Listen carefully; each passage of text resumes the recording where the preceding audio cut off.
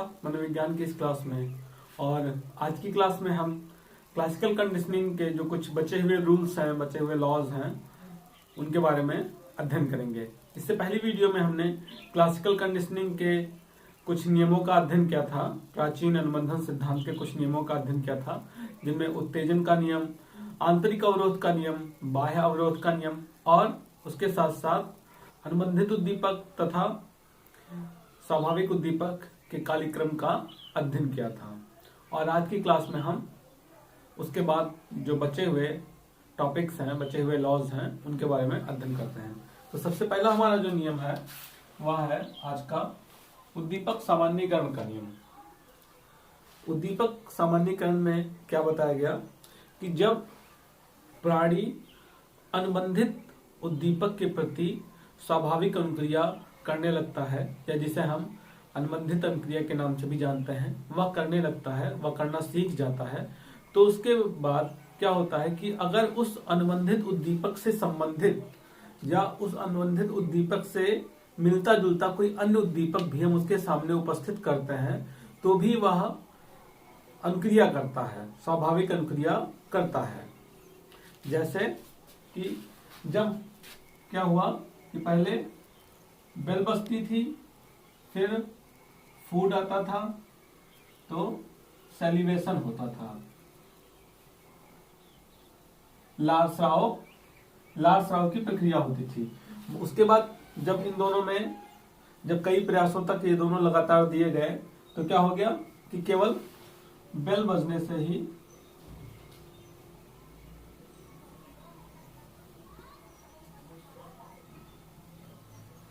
केवल मात्र घंटी बजने से ही लाल स्राव होने लगता था, ये जब कुछ प्रयासों के बाद। अब यहाँ पे क्या बता रहे हैं कि अगर पहले घंटी के साथ ही वह लाल स्राव करता था, लेकिन उद्दीपक सामान्यीकरण में यह बताया जा रहा है कि यदि घंटी से संबंधित, घंटी से मिलता जुलता कोई अन्य घंटी भी बजाई जा रही है, जो घंटी वहां पर बजाई जा रही है उस घंटी से मिलती जुलती कोई अन्य घंटी भी अगर वहां पर बजाई जा रही है, तो कुत्ता उसके प्रति भी रिस्पॉन्स करना स्टार्ट कर देता है। जैसे मान लीजिए कि ये बहुत मीडियम साउंड की घंटी बज रही है, टन की, फिर बहुत तेज बज गई, फिर एकदम धीमे बज गई, तो वो चाहे जिस टाइप की घंटी बजे, कुत्ता क्या करता है, लाल स्राव करता है, या प्राणी क्या करता है, वह अनुक्रिया करना स्टार्ट कर देता है, उसके प्रति भी वह अनुक्रिया करता है।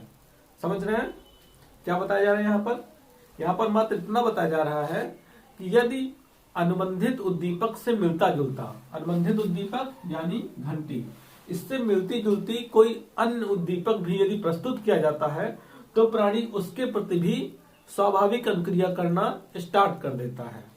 तो अब हम बात करते हैं विभेदीकरण के बारे में। विभेदीकरण या जिसे हम डिस्क्रिमिनेशन के नाम से भी जानते हैं। विभेदीकरण की प्रक्रिया में हम प्राणी को एक विशिष्ट उद्दीपक के प्रति ही अनुक्रिया करना सिखाते हैं और बाकी उससे मिलते जुलते उद्दीपक के प्रति वह अनुक्रिया करना बंद कर देता है। इससे पहले सामान्यीकरण में क्या था कि वह मिलते जुलते उद्दीपक के प्रति भी अनुक्रिया करता था, लेकिन विभेदीकरण में उसे केवल एक विशिष्ट उद्दीपक के प्रति ही अनुक्रिया करना सिखाया जाता है। कैसे सिखाया जाता है, इसको देखते हैं कि घंटी बज रही है और उसके बाद खाना आ रहा है और वो लाल स्राव कर रहा है, फिर घंटी बजते ही वो लाल स्राव कर देता है, घंटी बजते ही वो लाल स्राव, बार बार जैसे घंटी बज रही है लाल स्राव हो रहा है। लेकिन मान लीजिए यह घंटी, फॉर एग्जांपल, कि आप खुद ये प्रयोग कर रहे हैं और आपके मोबाइल के वॉल्यूम में आपने एकदम उसको फुल पे कर दिया, उसको आपने मोबाइल का जो वॉल्यूम है वो 10 पे करके, और उसके बाद बेल बजा रहे हैं, बेल बजाया और फिर घंटी बजने के बाद आपने क्या किया, उसको खाना दिया, तो क्या हुआ, लाल स्राव हुआ, सेलिब्रेशन हुआ, ठीक। लेकिन अब दूसरी बार आप क्या कर रहे हैं, दूसरी बार आपने साउंड को क्या किया, वॉल्यूम को थोड़ा कम करके 6 कर लिया और 6 पे आपने बेल बजाया, और बेल बजाने के बाद क्या किया, आपने खाना दिया ही नहीं, नो फूड, खाना नहीं दिया, तो क्या वो लाल स्राव नहीं करेगा? वह लाल स्राव करेगा, क्योंकि उसे तो अभी पता नहीं है, वह तो जनरलाइजेशन कर चुका है, वह तो सामान्यीकरण की सीख चुका है कि वह किसी भी धन के प्रति, उससे मिलती जुलती धन के प्रति भी वह लाल स्राव कर देता था, क्योंकि उसे लगता था इसके बाद भोजन आएगा। लेकिन जब कुछ प्रयासों तक, मान लीजिए वॉल्यूम कम करके फिर खाना दिया ही नहीं गया, लेकिन वह लाल स्राव कर रहा है, वह लाल स्राव उसने किया, फिर लगातार कुछ प्रयासों तक बार बार यही प्रक्रिया होती है कि जब वॉल्यूम 10 करके घंटी बजाई जाती है तो खाना दिया जाता है और वह लाल स्राव कर रहा है। लेकिन जब वॉल्यूम को 6 करके फिर घंटी बजाई जा रही है तो खाना नहीं दिया जा रहा है, लेकिन वह फिर भी लाल स्राव कर रहा है। लेकिन जब कुछ प्रयास लगातार हो जाते हैं तो क्या होता है कि जब कुछ दिन लगातार, हफ्ते 10 दिन ये प्रयास चलते रहते हैं तो वह विभेद करना सीख जाता है, वह इन दोनों में अंतर करना सीख जाता है। वह सिर्फ केवल उसी ध्वनि पर लाल स्राव करता है जिसके बाद उसे भोजन मिलता है। इसे ही विभेदीकरण कहा गया, इसे ही विभेदीकरण कहा गया कि जब प्राणी मिलते जुलते उद्दीपक में विभेद करना सीख जाता है तो उसे विभेदीकरण की प्रक्रिया कहा जाता है। ठीक, अब बात करते हैं हम अपने अगले नियम के बारे में, जो कि है उच्चतर अनुबंधन, हायर कंडीशनिंग। यहां पर एक लेवल अप की बात की जा रही है, कैसे वो भी देखते हैं। आप इस बार इसको स्क्रीनशॉट ले लें, क्योंकि मैं इरेज करूंगा।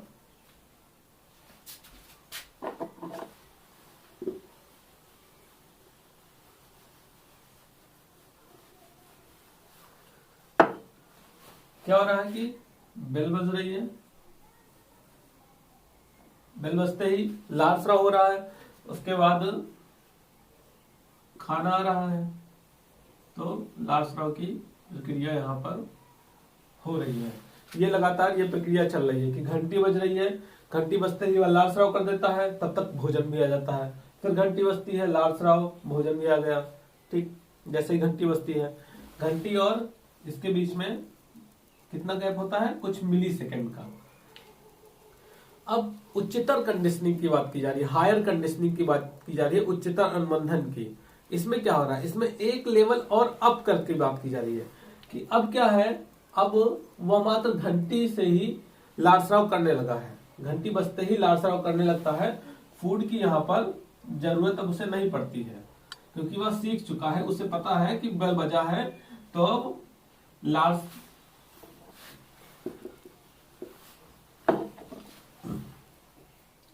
तो अब खाना आएगा ही, इसे वह घंटी बजते ही लाल स्राव करने लगता है। अब यहां पर क्या किया जा रहा है, यहां पर एक अन्य उद्दीपक भी ऐड किया जा रहा है, एक अन्य उद्दीपक को भी जोड़ा जा रहा है कि घंटी बजने से पहले लाइट जला दिया गया। घंटी बजने से पहले क्या हुआ? लाइट जला दिया गया। मान लीजिए लाइट जली, तुरंत घंटी बजी, और फिर तुरंत उसके बाद क्या किया गया?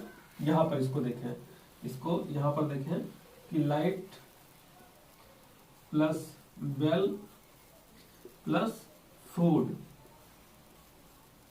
उसके बाद सेलिब्रेशन। घंटी बजने से कुछ मिली सेकेंड पहले, कुछ सेकेंड पहले लाइट जला दिया गया। लाइट जलाने के बाद घंटी बजी, घंटी बजते ही लाल स्राव हुआ और खाना आ गया। फिर दूसरे बार भी लाइट जला, घंटी बजी, खाना आया, लाल स्राव, लाइट जली, घंटी बजी, खाना आया, लाल स्राव। ये जब कुछ प्रयास तक लगातार चलता रहा तो वह सीख जाता है, जो प्राणी है वह सीख जाता है कि पहले लाइट जलती है, उसके बाद घंटी बजती है, फिर खाना आता है। तो वह क्या करता है, वह घंटी से भी पहले जैसे ही लाइट जलती है तुरंत वह लाल स्राव कर देता है। तुरंत उसको पता चल जाता है कि लाइट जल गई, अब घंटी बजेगी और अभी खाना आएगा। तो वह लाइट जलते ही वह अंदर से एक उत्तेजना उत्पन्न हो जाती है, एक आंतरिक उत्तेजना उत्पन्न होती है कि अब तो खाना आने वाला है। तो वह लाल स्राव की प्रक्रिया कर देता है, लाल स्राव की अनुक्रिया होने लगती है मात्र लाइट जलने से।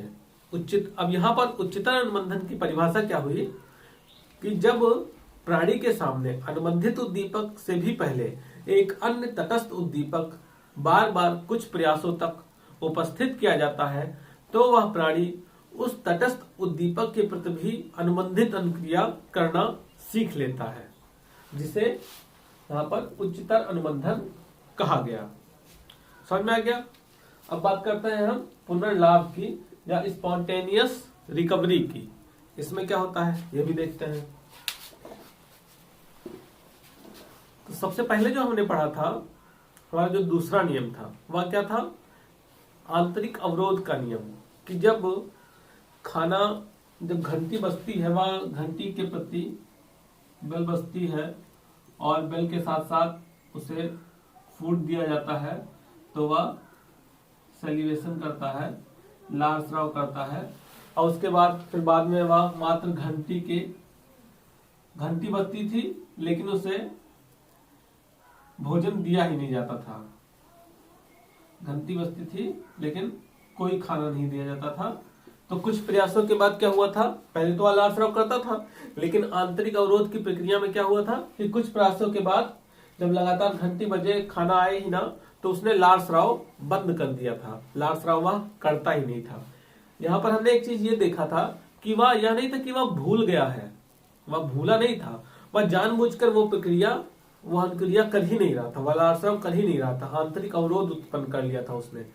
लेकिन जब दोबारा 15-20 दिन बाद फिर से घंटी बजाई गई और घंटी बजाने के बाद बेल बजती है और बेल बजने के बाद खाना दे दिया जाता है। बेल बजने के बाद खाना दिया गया तो वो पहले प्रयास में तो लार स्राव नहीं करता है, फिर दूसरे दिन बेल बजी, खाना दिया गया तो वह बहुत जल्द ही सीख जाता है। जितना टाइम सबसे पहले लगा था अनुबंधन होने में उतना टाइम नहीं लगता, उससे बहुत थोड़े ही समय में वह फिर से घंटी बजते ही लार स्राव करना स्टार्ट कर देता है। क्यों? क्योंकि उसको पता चल जाता है कि अब फिर से घंटी बजने के बाद खाना मिलने लगा है। इसे ही पुनर्लाभ कहा गया कि दोबारा लाभ, पुनर्लाभ या स्पॉन्टेनियस रिकवरी, कि उसने वो जो रिस्पॉन्स था उसको रिकवर कर लिया। उसका रिस्पॉन्स क्या था, उसकी अनुक्रिया क्या थी, लार स्राव करना। उस लार स्राव की अनुक्रिया को उसने दोबारा प्राप्त कर लिया कि घंटी बजते ही वह लार स्राव करने लगा, क्योंकि अब उसको पता है कि घंटी बजने के बाद भोजन आने लगा है। इसे ही स्पॉन्टेनियस रिकवरी या पुनर्लाभ कहा गया। अब हम बात करते हैं लास्ट टॉपिक के बारे में, लास्ट नियम के बारे में, जो कि है पुनर्लाभ का नियम। सॉरी, यहाँ पे दो बार पुनर्लाभ हो गया है। एक्चुअली ये पुनर्लाभ नहीं, पुनर्बलन है।